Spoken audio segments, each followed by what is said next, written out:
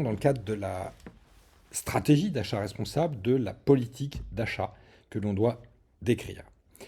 Première étape, bien sûr, s'engager dans une politique RSE globale, structurée. Voici par exemple celle de la CAP, votre centrale d'achat, qui annonce ses différents labels, le label AFAC Focus RSE, le label THQSE, EcoVadis, la société exprimant ses engagements éco-responsables, ses engagements participatifs avec ses parties prenantes, éthiques, l'exemplarité au niveau de ses propres achats en interne pour privilégier des produits éco-conçus, biosourcés, optimiser la qualité de travail, mettre en œuvre des actions de réduction des impacts environnementaux, de promotion de la santé environnementale et de formation continue. Donc c'est aussi un impact sociétal avec l'implication de l'ensemble des parties prenantes. Ça, c'est le premier étage de la fusée. Le second, c'est d'écrire une politique d'achat qui soit partagée avec tous les acheteurs. Nous allons y revenir. Il ne suffit pas de l'afficher dans un service. Et puis bien sûr, c'est la réalisation d'une cartographie des achats pour savoir qui achète quoi et à qui, pour fixer ensuite des critères de choix intégrant de multiples critères comme dans l'indice vert sur les nuisances sonores, les champs électromagnétiques, la prévention des risques liés aux perturbateurs endocriniens, aux composés organiques volatiles, la logique de l'empreinte carbone ou de l'analyse du cycle de vie, et aussi tout ce qui est emballage primaire, secondaire, pour éviter de jeter ces matières plastiques en permanence alors que nous pourrions en revaloriser près de 2 tonnes par établissement de santé dans notre pays. Une politique d'achat, c'est également de choisir une centrale d'achat ou de référencement engagée ou un groupement hospitalier de territoire avec une notion pas uniquement déclarative, mais avec des contrôles permanents, des allégations, voire même sur site. Alors, quelques exemples de politique d'achat responsable, celle de la CAP avec un projet collectif,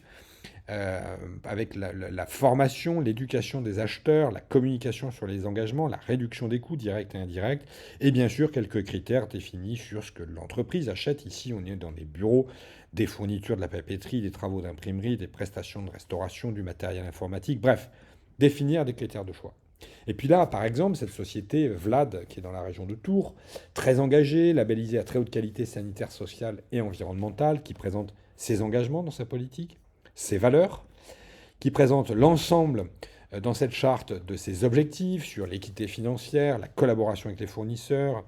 sur le partenariat sur le long terme avec eux, sur l'appréciation en coût global et pas uniquement en coût direct, sur l'intégration des problématiques environnementales par l'ISO 14001 notamment.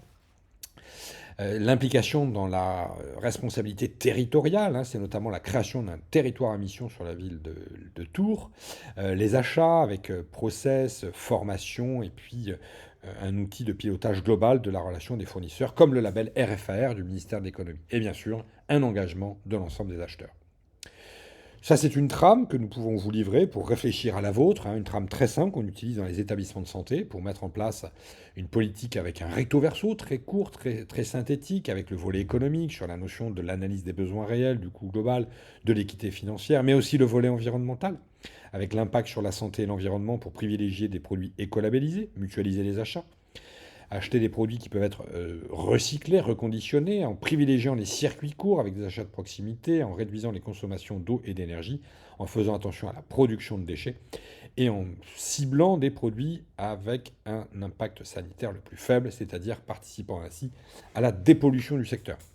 Le volet social et sociétal avec un engagement éthique, solidaire et équitable, avec des actions inclusives, de droits humains, d'inclusion dans le territoire et dans l'économie locale. Enfin, c'est aussi d'inclure le principe de la réduction de la déforestation importée pour ne pas réduire ces forêts à plus de 15 millions d'hectares de forêts par an et créer ainsi les zoonoses de demain. Voici maintenant ce que vous pouvez faire. Eh bien, quelque part, c'est à vous de jouer.